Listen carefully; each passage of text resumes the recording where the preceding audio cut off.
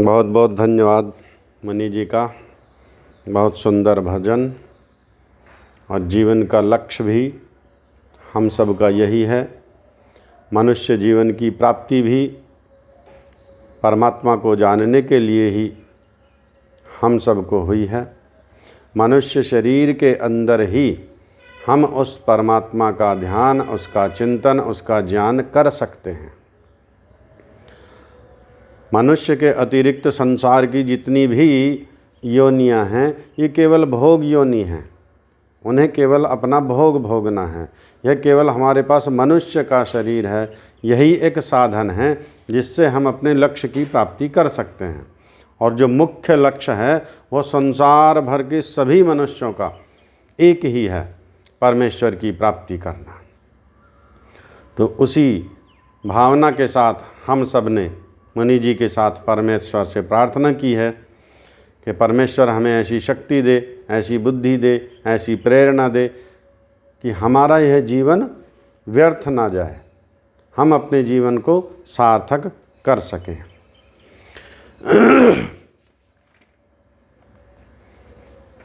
आज हम सब उपनिषद का पठन पाठन प्रारंभ करेंगे। वैदिक वाङ्मय में उपनिषदों का अपना एक विशेष महत्व है। वैदिक वाङ्मय में जितना भी साहित्य है, सारा एक से एक बढ़कर ही है। वह हमारी बुद्धि है, वह हमारी क्षमता है, वह हमारी श्रद्धा है, हम किससे कितना ग्रहण कर पाते हैं। लेकिन दूसरे ग्रंथों की अपेक्षा उपनिषद को हम आसानी से समझ सकते हैं। समझ केवल इसलिए सकते हैं कि विद्वानों ने उनकी व्याख्या की है हमारे समक्ष। उपनिषदों का भी बड़ा गूढ़ रहस्य है, लेकिन विद्वानों का ये उपकार है कि उन्होंने ये बड़ा सरल करके हम सबके समक्ष रखा है। मेरे पास है उपनिषद प्रकाश स्वामी दर्शनानंद सरस्वती जी का, बड़ा उत्तम भाष्य है ये। इसी से हम प्रारंभ करेंगे। उपनिषद, उप कहते हैं समीप को और निषद कहते हैं बैठना, अर्थात गुरु के पास बैठ करके ग्रहण करना। उस विद्या को, आध्यात्म विद्या को गुरु के पास बैठ करके सीखना, समझना, उससे ज्ञान प्राप्त करना।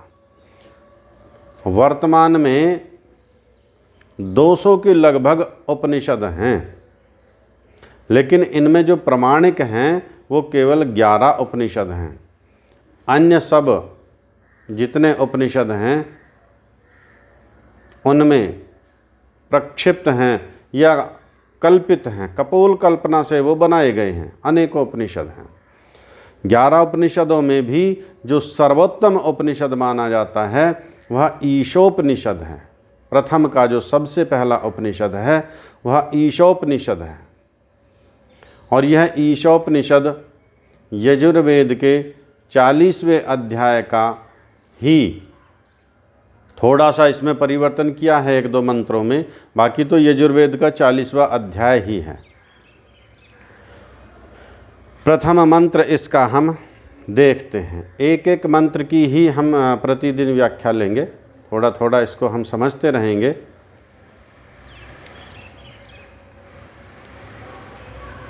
ईशावास्यमिदं सर्वं यत्किंच जगत्यां जगत् तेन तक्तेन भुञ्जीथा मागृदः कस्य स्विद्धनम्। ये यजुर्वेद के 40वें अध्याय का प्रथम मंत्र है। ईशोपनिषद के प्रथम मंत्र का प्रारंभ यहीं से है। ईशा कहते हैं ईश्वर को, वह परमपिता परमेश्वर है जिसकी हमने अभी प्रार्थना की। आवास्यम मीन्स ढका हुआ। यह सारा संसार उस परमपिता परमात्मा से ही ढका हुआ है, अर्थात वह परमेश्वर सर्वव्यापक है, कण कण में विद्यमान है।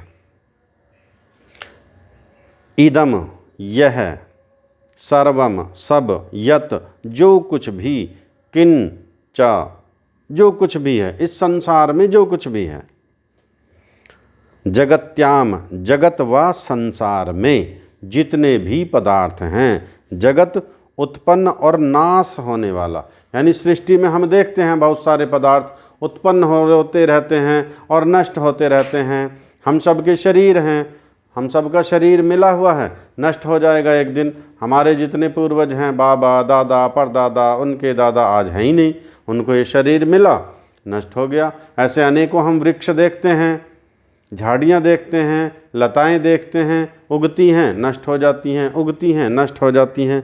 इस प्रकार की रचना चलती रहती है। तेन उससे, त्यक्तेन छोड़ने से, या दिए हुए से, जो कुछ परमेश्वर ने हमें दिया है। भुंजी था भोग करना, उपभोग करना। माँ मत गृधा, गृधा कहते हैं गिद्ध को, गिद्ध वाली दृष्टि, लालच लोभ वाली दृष्टि, अर्थात लालच मत करो।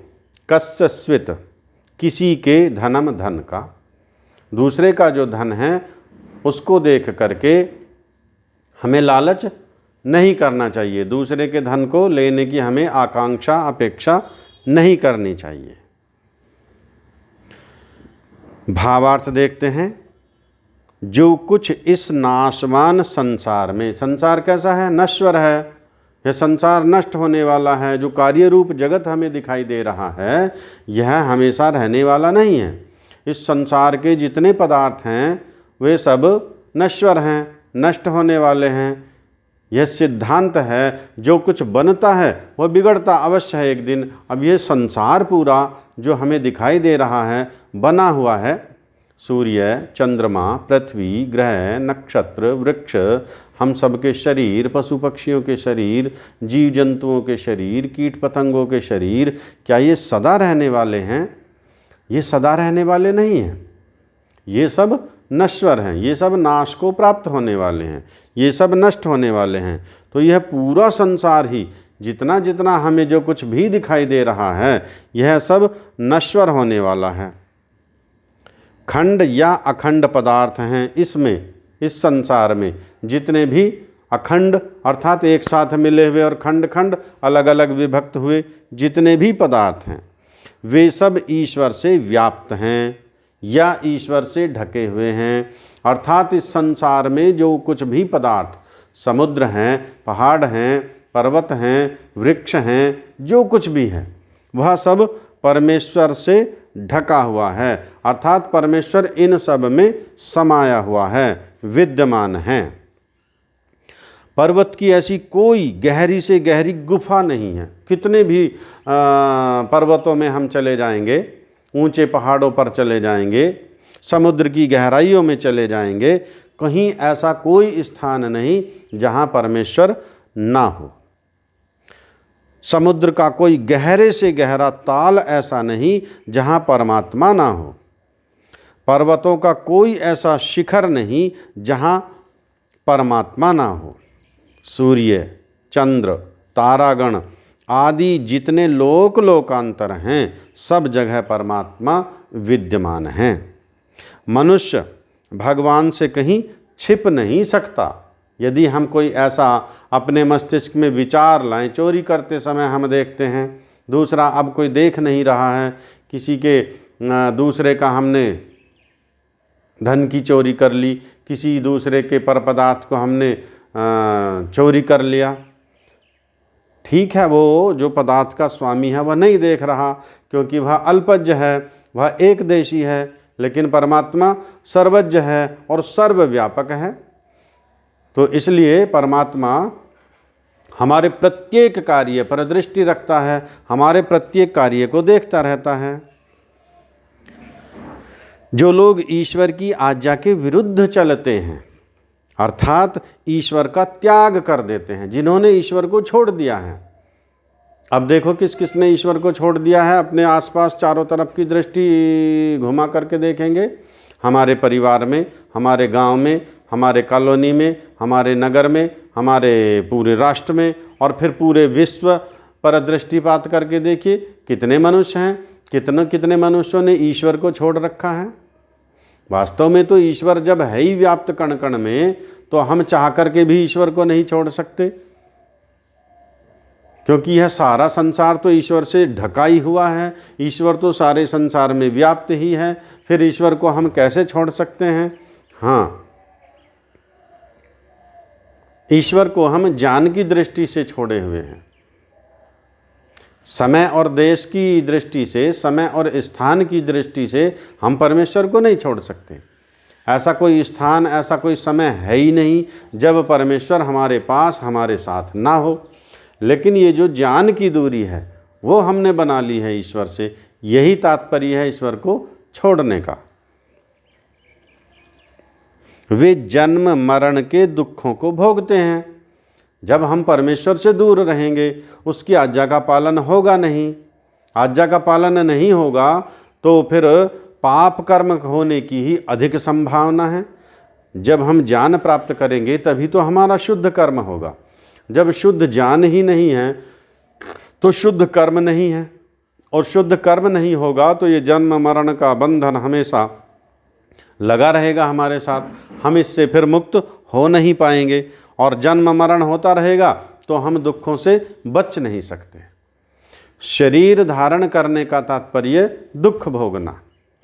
भले ही वह शरीर मनुष्य का हो, कीट पतंग का हो, मनुष्य के अतिरिक्त जितने शरीर हैं वो तो सब हैं ही भोग योनि के, लेकिन मनुष्य का शरीर भी, और वह मनुष्य का शरीर चाहे वह एक सामान्य व्यक्ति के यहाँ जन्म ले, चाहे एक राजा के यहाँ जन्म ले, चाहे प्रधानमंत्री के यहाँ जन्म ले, चाहे उद्योगपति के यहाँ जन्म ले, दुख तो निश्चित है। शरीर मिलते ही दुख का प्रारंभ हो जाता है। भूख लगेगी, प्यास लगेगी, सर्दी लगेगी, गर्मी लगेगी, मान अपमान मिलेंगे। तो कितना भी बड़ा व्यक्ति हो, कितना भी धनवान व्यक्ति हो, कितना भी विद्वान व्यक्ति हो, जब शरीर मिलेगा तो सुख दुख होगा। भूख लगेगी तो दुख लगेगा, गर्मी लगेगी तो दुख लगेगा। धन संपत्ति तो बहुत है, मान पद प्रतिष्ठाएं तो बहुत हैं, लेकिन यदि जीवन काल में परिवार में किसी की मृत्यु होगी तो दुख तो होगा। मान अपमान मिलेंगे, दुख तो होगा। राज्य पद प्रतिष्ठा छिनेगी तो दुख तो होगा। अर्थात शरीर धारण करने का तात्पर्य है दुखों का प्रारंभ होना। और जब तक यह जन्म मरण के बंधन में हम पड़े रहेंगे तो दुख तो निश्चित मिलता रहेगा। अतः प्रत्येक मनुष्य को चाहिए कि भगवान को सब स्थानों में विद्यमान मानकर उसके उल्टा मानने को दुखों का मूल समझकर, उल्टा मानने को, ईश्वर का स्वरूप है कुछ, हमने मान रखा है कुछ। जैसा वर्तमान में अधिकांश यही है। ईश्वर के सत्य स्वरूप को बहुत कम व्यक्ति जानते हैं।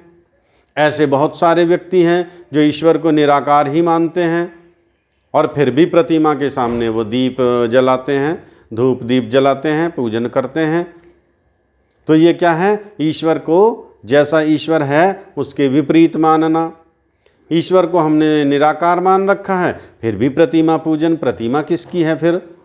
अर्थात ईश्वर की जो पूजा पद्धति है, जो अष्टांग योग है, उसको हम छोड़ करके, और वही प्रतिमा, भले ही हम मंदिर ना जा रहे हैं, हम मस्जिद नहीं जा रहे हैं, हम चर्च नहीं जा रहे, लेकिन हमने घरों में वो सब अपना क्रॉस भी टांग लिया, घर में एक स्थान भी बना लिया ये पूजा करने का, ये नमाज पढ़ने का,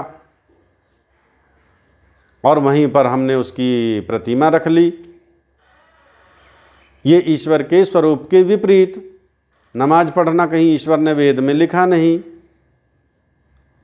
तो ईश्वर की आज्ञा के विपरीत। जब ईश्वर के स्वरूप को ठीक ठीक हम ना समझ पाएंगे तो उसके विपरीत चलेंगे। विपरीत चलेंगे तो दुख ही दुख मिलेगा, पाप कर्म ही हमसे होगा।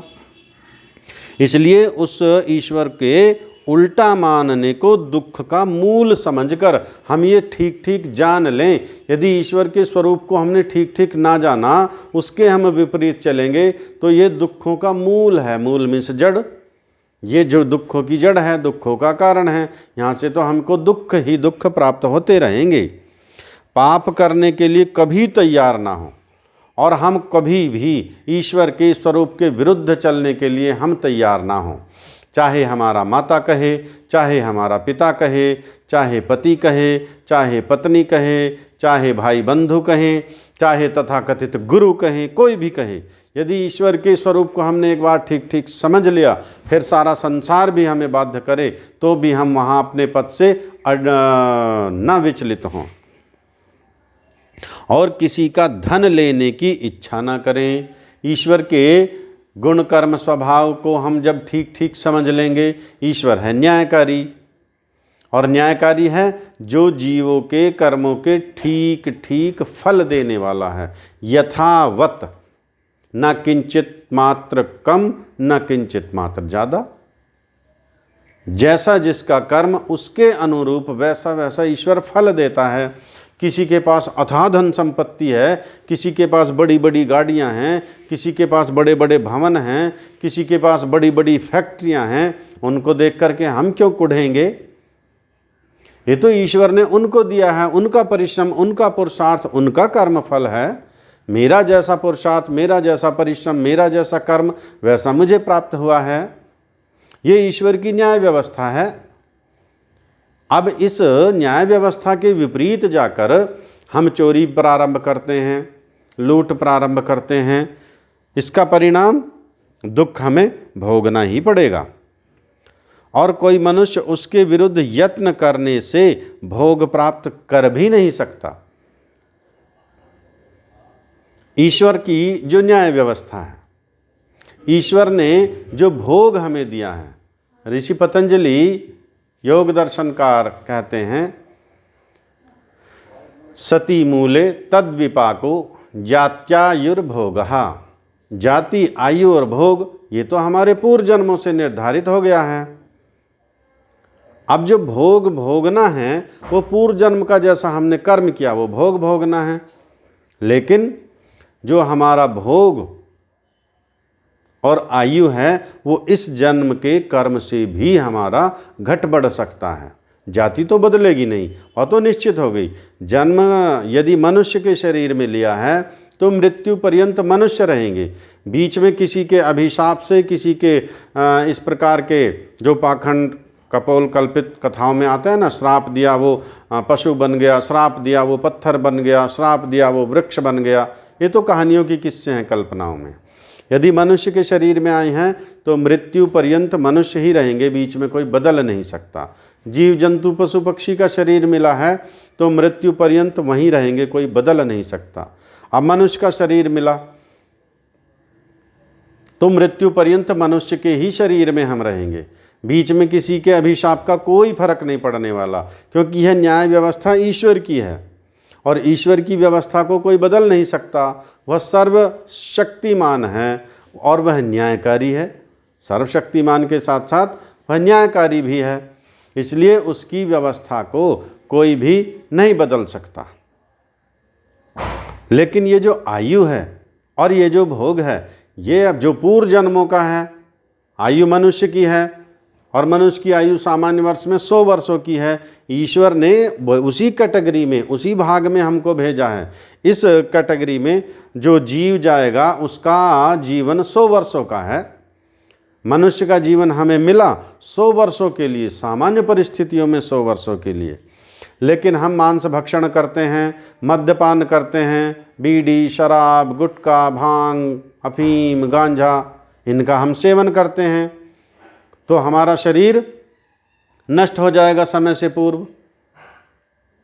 50 वर्ष की आयु में, 40 वर्ष की आयु में, 30 वर्ष की आयु में अत्यधिक नशे का सेवन करेंगे, अत्यधिक हम मांसाहार करेंगे, शरीर नष्ट हो जाएगा, मृत्यु को प्राप्त हो जाएंगे। आयु तो ईश्वर ने 100 वर्ष की दी थी, मनुष्य की आयु तो 100 वर्ष की है, तो 50 वर्ष में, 40 वर्ष में मृत्यु को प्राप्त क्यों हो गया? अपने भोग के कारण, अपने कर्म के कारण। जो उत्तम उत्तम वस्तुओं का हमें भोग करना था उनको छोड़ दिया, जो दूषित पदार्थ हैं, जो निकृष्ट पदार्थ हैं, जो त्याज्य पदार्थ हैं, उनका सेवन प्रारंभ कर दिया। हम प्रतिदिन परमेश्वर से प्रार्थना तो करते रहते हैं, सुगंधिम पुष्टिवर्धनम, इसको महामृत्युंजय का मंत्र कहते हैं, लेकिन वास्तव में इसका उस रूप में अर्थ नहीं है। यहाँ पर प्रार्थना परमेश्वर से हम वही कर रहे हैं, सुगंधिम पुष्टिम वर्धनम। परमेश्वर से हम प्रार्थना कर रहे हैं हमारी पुष्टि हो, शरीर की, बुद्धि की, मन की, आत्मा की पुष्टि हो, हमारे शरीर की वृद्धि हो। शरीर की वृद्धि क्या मांस भक्षण से होगी? शरीर की वृद्धि क्या मद्यपान करने से होगी? शराब पीने से, तंबाकू खाने से क्या शरीर की वृद्धि होगी? क्या शरीर से सुगंधी आएगी? जब हम प्रातः सायं पूरे दिन में कई कई बार तंबाकू मलते रहते हैं, खाते रहते हैं, बीड़ी सिगरेट शराब भांग पीते रहते हैं, शरीर से क्या सुगंधी निकलेगी? शरीर से दुर्गंध आएगा, मुंह से दुर्गंध आएगा, आत्मा दूषित हो जाएगा, मन बुद्धि मलिन हो जाएंगे, तामसिक वृत्तियां जागृत हो जाएंगी, सात्विक वृत्ति दूर छूट जाएगी, दूसरों से लड़ाई झगड़ा, मन में कुत्सित विचार, कुत्सित भावनाएं जन्म लेती रहेंगी। ये सब कारण बनेंगे दुख के। परमेश्वर की व्यवस्था के विपरीत चले। परमेश्वर से जो प्रार्थना की थी, सुगंधिम पुष्टिवर्धनम, हमारी सुगंधी बढ़े, हमारी पुष्टि बढ़े, और पदार्थों का जो भक्षण कर रहे हैं, परमेश्वर ने इतने पदार्थ दिए, फल दिए, दूध दिए, मेवे दिए, मिष्ठान दिए, उनको छोड़कर हम सेवन करते हैं शराब का, भांग का, तंबाकू का। शरीर में क्या आएगा? रोग आएगा। पुष्टि कहाँ बढ़ेगी? ना आत्मा का पवित्रीकरण होगा, ना बुद्धि का, ना मन का, ना शरीर का। तो ये सब हमें दुख की ओर ले जाने वाले हैं, परमेश्वर की आज्ञा के विपरीत जा रहे हैं। ईश्वर को, हमने तो ईश्वर को भांग पिलाना शुरू कर दिया, क्योंकि भांग हमें स्वयं को चाहिए, इसलिए कोई हमें दोष ना दे। हमें एक बहाना मिल गया, हमने परमेश्वर को ही भांग पिलाना शुरू कर दिया। शिव जी तो भांग पीते थे, उनकी तो भांग घोटने वाले दूसरे थे। जब शिव जी भांग पीते थे, हम क्यों नहीं पिएंगे? हम शिव जी के भक्त हैं। कैसी कैसी कल्पनाएं बना लेता है मनुष्य। लेकिन है ये बुद्धि का दिवालियापन, यह कोई चतुराई नहीं कही जा सकती, ये बुद्धि का दिवालियापन है, ये दुखों का कारण है। हम इसको ठीक ठीक समझ लें। हर एक मनुष्य को उसके कर्मों के अनुसार भोग मिलता है, और कोई मनुष्य उसके विरुद्ध यत्न करने से भोग प्राप्त नहीं कर सकता। अतः दूसरों का धन लेने की इच्छा से पाप तो अवश्य होगा, किंतु भोग में भेद ना होगा। और भोग जो आपके परमेश्वर की न्याय व्यवस्था से जो भोग मिलना है, उसको आप बदल नहीं सकते कितना भी प्रयत्न करके। इसी को कहते हैं भक्षिते पिलशुने न शांत व्याधि ही, अर्थात लहसुन खाकर भी रोग न हटा। लहसुन को औषधि के रूप में प्रयोग किया जाता है। कई बार ऐसा होता है, रोग तो है कुछ और उपचार कर रहे हैं कुछ। अगर कोई शरीर में मान लिया फोड़ा है, फुंसी है, और लहसुन खा रहे हो, तो उसका लहसुन का क्या उस पर असर होने वाला है? हाँ, बहुत सारे रोगों में हैं जहाँ लहसुन प्रयोग किया जाता है, औषधि के रूप में खाया जाता है। लेकिन कुछ रोग ऐसे हैं जहाँ पर वह कारगर नहीं, और फिर भी हम उसी का उपचार कर रहे हैं, तो उससे रोग शांत नहीं हो सकता। इसलिए जैसा रोग वैसा उसका उपाय करेंगे, तभी उससे हमें लाभ मिल सकता है। अब यहाँ पर एक प्रश्न आता है, इस मंत्र में ईश्वर का सर्वत्र विद्यमान होना बताया गया है, ईशावास्यम इदम सर्वम, किंतु हम ईश्वर को नहीं देखते। ईश्वर हमें दिखाई तो नहीं देता। हम तुम्हारे इस मंत्र को माने या अपनी आँखों से देखे हुए पदार्थों को स्वीकार करें?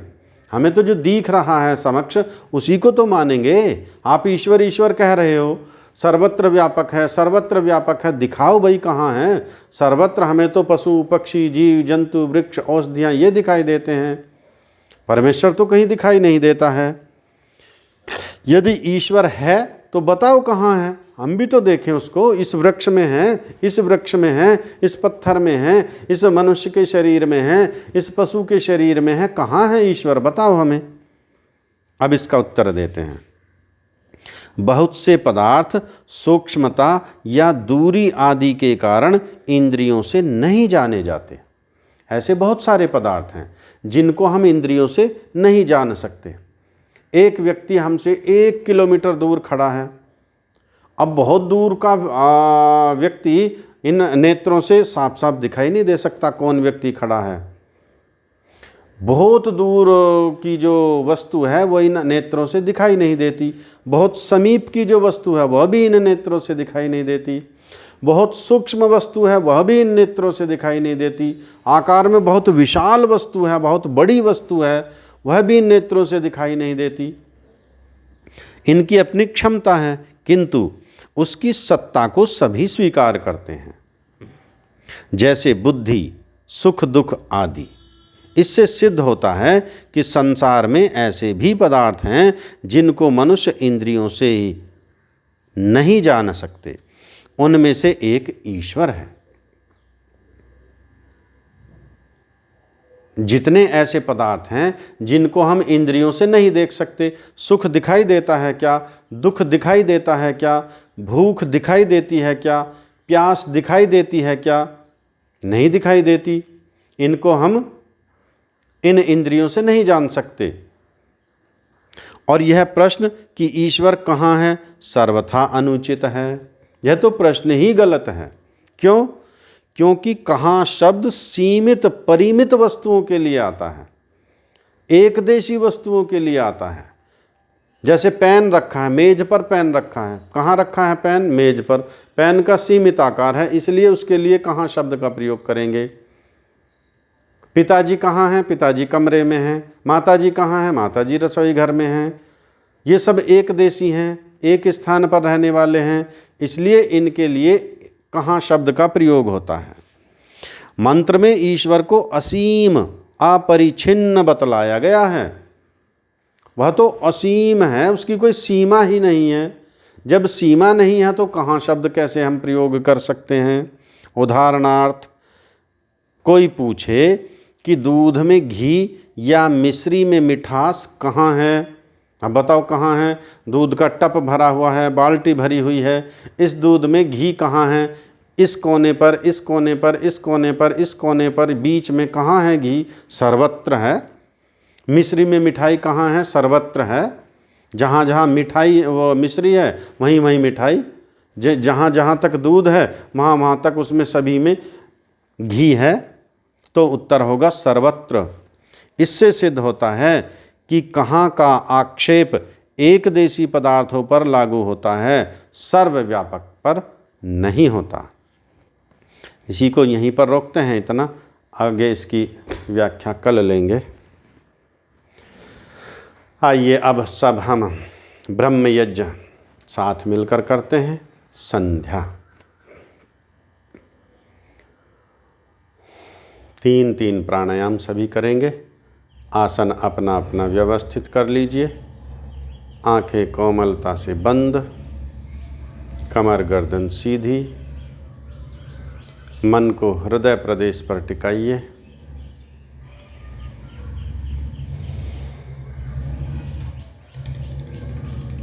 तीन प्राणायाम स्वयं कीजिए।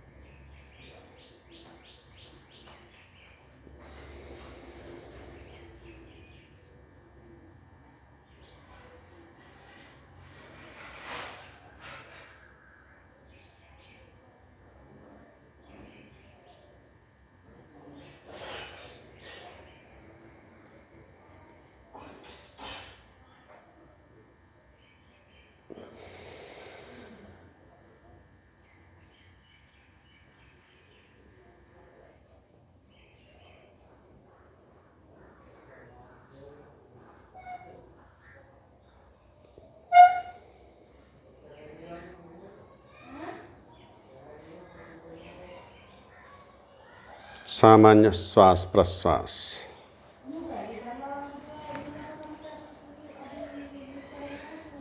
अरे आवाज़ आ रही है यहाँ?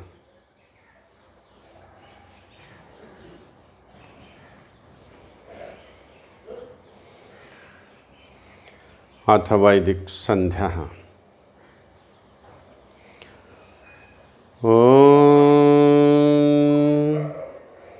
भूर्भुवः स्वः तत्सवितुर्वरेण्यं भर्गो देवस्य धीमहि धियो यो नः प्रचोदयात्। हे प्राण स्वरूप, दुख विनाशक, सब सुखों के दाता परमेश्वर, हम आपके तेज स्वरूप को अपने हृदय में धारण करते हैं। आप कृपा करके हमारी बुद्धियों को श्रेष्ठ मार्ग की ओर प्रेरित कीजिए। ओम शन्नो देवीरभिष्टय आपो भवन्तु पीतये संयोरभिस्रवन्तु नः। हे परमेश्वर, आप कृपा करके समस्त सांसारिक सुखों को और मुक्ति सुखों को हम सबको प्रदान कीजिए। हे प्रभु, हम पर आप दोनों सुखों की वर्षा कीजिए। ओम वाक् वाक्, ओम प्राणः प्राणः, ओम चक्षुः चक्षुः, ओम श्रोत्रं श्रोत्रम्, ओम नाभिः, ओम हृदयम्, ओम कंठः, ओम शिरः, ओम बाहुभ्यां यशोबलम्, ओम करतलकरपृष्ठे। हे जगदीश्वर, हे परमेश्वर, हे सर्वांतर्यामी प्रभु, आप मेरे समस्त ज्ञानेंद्रियों में, कर्मेंद्रियों में, संपूर्ण शरीर में बल व ओज की स्थापना कीजिए प्रभु।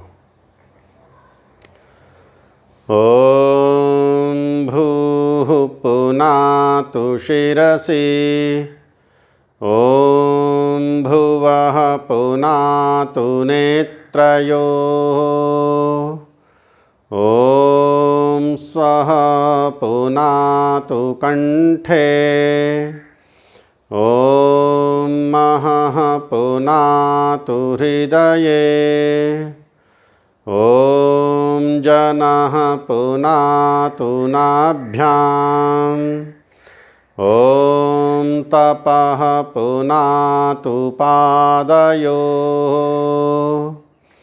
ओम सत्यं पुनातु पुनः शिरसि, ओम खं ब्रह्म पुनातु सर्वत्र। हे परमपिता परमात्मा, आप मेरे समस्त शरीर में, समस्त इंद्रियों में बल व ओज के साथ साथ पवित्रता भी प्रदान करना प्रभु। ओम भूः, ओम भुवः, ओम स्वः, ओम महः, ओम जनः, ओम तपः, ओम सत्यम। हे परमेश्वर, आप भूः स्वरूप हो, आप समस्त जीवों को प्राण देने वाले, आप सबके प्राणों के आधार हो। आप भुवः स्वरूप हो, दुख विनाशक हो, दुखों को दूर करने वाले हो। आप स्वः स्वरूप हो, आनंद स्वरूप हो, सब जीवों को आनंद देने वाले हो। आप महान, सबसे महान, सबसे बड़े हो। हे परमेश्वर, मेरे हृदय में भी महानता, विशालता प्रदान कीजिए। आप जनः संसार के जनक हो प्रभु। आप तपः दुष्टों को दंड देकर रुलाने वाले तपाने वाले हो। आप सत्यम हो प्रभु, आप सत्य स्वरूप हो प्रभु, आप सत्यवादी सत्यमानी सत्यकारी हो प्रभु। मुझे भी सत्यवादी सत्यमानी सत्यकारी बनाइए। ओम ऋतञ्च सत्यञ्चाभिधात्तपसोऽध्यजायत ततो रात्र्यजायत ततः समुद्रो वर्णवः समुद्रादर्णवादधि संवत्सरो अजायत अहोरात्राणि विदधद्विश्वस्य मिषतो वशी सूर्याचन्द्रमसौ धाता यथा पूर्वमकल्पयत् दिवं च पृथिवीं चान्तरिक्षमथो स्वः। हे जगदीश्वर, आपने ही अपने अनंत ज्ञान से, आपने ही अपने अनंत सामर्थ्य से इस कार्य रूप जगत को उत्पन्न किया है प्रभु। आपने ही चारों वेदों के ज्ञान को उत्पन्न किया है प्रभु। हे परमेश्वर, आपने ही हम मनुष्यों के लिए दिन और रात अर्थात काल का निर्धारण किया है। आपने ही पूर्व कल्पों की भांति इस सृष्टि में भी सूर्य, चंद्रमा, पृथ्वी आदि ग्रहों नक्षत्रों को उत्पन्न करके धारण किया है। हे परमेश्वर, द्युलोक, अंतरिक्षलोक, पृथ्वीलोक पर जितने पदार्थ हैं सब आपके बनाए, आपके टिकाए, आपके ही धारण किए हुए हैं। आपका अनंत सामर्थ्य, अनंत ज्ञान, अनंत शक्ति है प्रभु। ओम शन्नो देवीरभिष्टय आपो भवन्तु पीतये संयोरभिस्रवन्तु नः। हे परमेश्वर, पुनः आपसे याचना कर रहा हूँ प्रभु, आप मुझ पर दोनों सुखों की वर्षा करना प्रभु।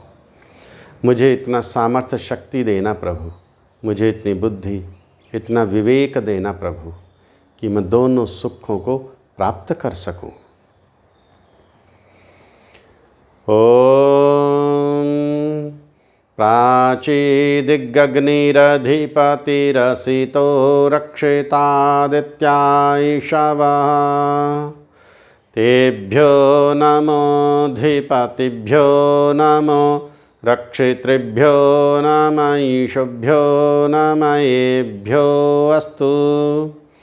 योऽस्मान् वेष्टियं वयं विष्मस्तं वोजम्भे दद्मः दक्षिणादिगिन्द्रोऽधिपतिस्थिरश्चिराजि रक्षिता पितरैषवः तेभ्यो नमोऽधिपतिभ्यो नमो रक्षितृभ्यो नमः ईशुभ्यो नमः एभ्यो अस्तु। योऽस्मान् वेष्टियं वयं विष्मस्तं वोजम्भे दद्मः प्रतीचीदिक्वरुणोऽधिपतिः प्रेदाकुरक्षितान्नमिषवः तेभ्यो नमोऽधिपतिभ्यो नमो रक्षितृभ्यो नमः ईशुभ्यो नमः एभ्यो अस्तु। योऽस्मान् वेष्टियं वयं विष्मस्तं वोजम्भे दद्मः उदीचीदिक्सोमोऽधिपतिः स्वजो रक्षिता स निरिषवः तेभ्यो नमोऽधिपतिभ्यो नमो रक्षितृभ्यो नमः ईशुभ्यो नमः एभ्यो अस्तु। योऽस्मान् वेष्टियं वयं विष्मस्तं वोजम्भे दद्मः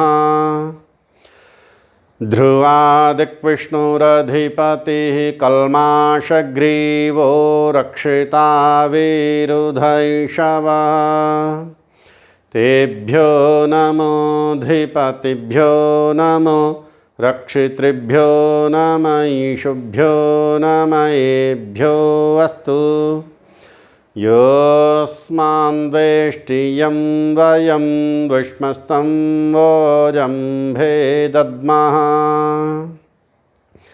ऊर्ध्वादिग्बृहस्पतिरधिपतिः श्वित्रो रक्षिता वर्षमिषवः तेभ्यो नमोऽधिपतिभ्यो नमो रक्षितृभ्यो नम ईशुभ्यो नम एभ्यो अस्तु योऽस्मान् वेष्टियं वयं विष्मस्तं वोजम्भे दद्मः। हे करुणाकर, हे दया सिंधु, हे कृपा सिंधु, मैं अपने मन को समस्त दिशाओं में ले जाकर देख चुका हूँ। आपकी सर्वव्यापकता, आपकी सार्वभौमिकता का मैं परीक्षण कर चुका हूँ, अवलोकन कर चुका हूँ। मेरे मन के पहुँचने के पूर्व ही आप प्रत्येक दिशा में विद्यमान हो प्रभु। पूर्व की दिशा में आप अग्नि के रूप में मेरी रक्षा कर रहे हो प्रभु। दक्षिण दिशा में इंद्र के रूप में समस्त ऐश्वर्यों को मुझे प्रदान करने के लिए, उत्तर दिशा में, पश्चिम दिशा में वरुण के रूप में आप मेरी रक्षा कर रहे हो प्रभु। उत्तर दिशा में अत्यंत शांत सरल सोम के रूप में मेरी रक्षा कर रहे हो, मेरा मार्गदर्शन कर रहे हो, मुझे ज्ञान दे रहे हो प्रभु। आप अजन्मा हो, आप कभी शरीर धारण नहीं करते, आप कभी अवतार नहीं लेते। ध्रुवा नीचे की दिशा में सर्वव्यापक विष्णु के रूप में, ऊर्ध्वा ऊपर की दिशा में सबसे बड़े अनंत ज्ञान के दाता बृहस्पति के रूप में आप विद्यमान हो प्रभु। आप निरंतर मेरी रक्षा कर रहे हो। आपकी इन रक्षण शक्तियों को मैं बार बार नमन करता हूँ प्रभु। इस संसार में कोई भी व्यक्ति अपनी अल्पज्यता, अज्ञानता के कारण मुझसे द्वेष करता है, अथवा मैं अपनी अल्पज्यता, अज्ञानता के कारण किसी से द्वेष करता हूँ, उसके द्वेष को, अपने द्वेष को आपकी न्याय व्यवस्था के अर्पित करता हूँ। आप ही मेरा न्याय करना प्रभु, आप ही मेरा न्याय करना। ओम उद्वयं तमसस्परि स्वाहा पश्यन्त उत्तरं देवं देवत्राः सूर्यमागन्मा ज्योतिरुत्तमम् उदुत्यं जातवेदसं देवं वहन्ति केतवः दृशे विश्वाय सूर्यं चित्रं देवानामुदगादनीकं चक्षुरमित्रस्य वरुणस्याग्ने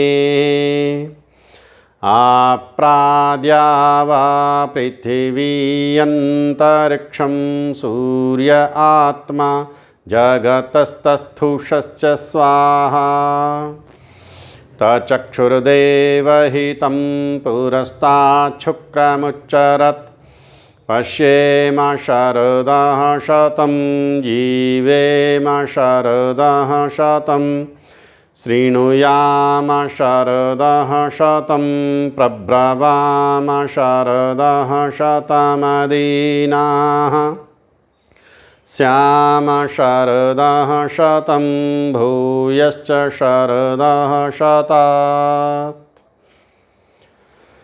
हे परमेश्वर, मैं समस्त सांसारिक वस्तुओं का सुख देख चुका हूँ। ये समस्त भौतिक पदार्थ नश्वर हैं, नष्ट होने वाले हैं। इनका सुख भी स्थायी नहीं है प्रभु। हे परमेश्वर, मैं अब आपके ही सुख को, आपके ही आनंद को, आपके ही ज्ञान को प्राप्त करना चाहता हूँ। आपके उस स्वरूप को जो अविद्या अज्ञानता से दूर है, मैं प्राप्त करना चाहता हूँ। मेरी अविद्या अज्ञानता को भी दूर कीजिए प्रभु।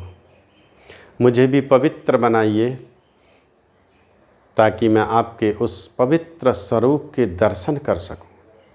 हे परमेश्वर, आप तो देवताओं की रक्षा करने वाले हो, आप तो देवताओं का त्राण करने वाले हो। आप धार्मिक मुमुक्षुओं को सत्य विज्ञान देकर उनका कल्याण करने वाले हो। हे जगदीश्वर, आप तीनों लोकों के स्वामी हो, अधिष्ठाता हो। मैं आपके उसी दिव्य स्वरूप को देखना चाहता हूँ। मैं आपके उसी दिव्य स्वरूप को प्राप्त करना चाहता हूँ प्रभु।